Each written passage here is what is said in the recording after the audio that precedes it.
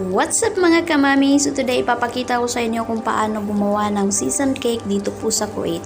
Unang-una po iniimbitahan ko po kayong bistahin ng aking YouTube channel. So paki-type lang po ang Jamela Gando. That's my name. Of course. So ayan, lumabas na po ang Jamela Gando. Paki-subscribe lang po ang YouTube channel na yan at paki-click din po ang bell button para po updated po kayo sa aking mga videos. So tara na, umpisahan na natin ang paggagawa ng sesame cake. Okay, so today simulan na po natin ang paggagawa natin ng sesame cake. So ipapakita na po natin ang ating mga ingredients. So unang-una po ang ating ipapakita dito ay meron tayong 2 glass ng flour all purpose at meron tayong 5 egg, ayan, 5 egg, at meron tayong cardamom, meron tayong sesame seed. Ang cardamom po natin na ay konti lang pong ating gagamitin dito kasi wala tayong, ayaw nilang gumamit ng vanilla extract, so ang gagamitin lang daw nila is ito, cardamom daw, kasi dagdag din ng amoy po. At ito po yung ating sesame seeds, ayan, meron tayong anong tawag nito, saffron, at meron tayong sesame syrup. Ayan po ang ating sesame syrup. Ayan. At meron din tayong isang basong oil. Ayan po ang ating gagamitin, isang baso ng sugar. At meron din tayong isang 250 ml ng milk, fresh milk. Ayan. So now, uumpisahan na po natin ang pag-mix natin ng itlog.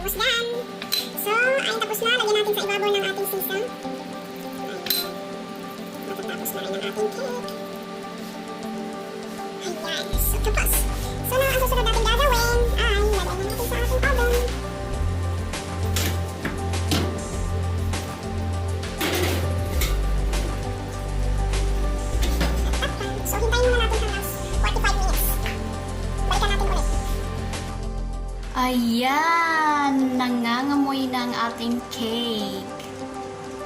Ayan ang kinalabasan ng ating cake. Maya-maya matatapos na yan.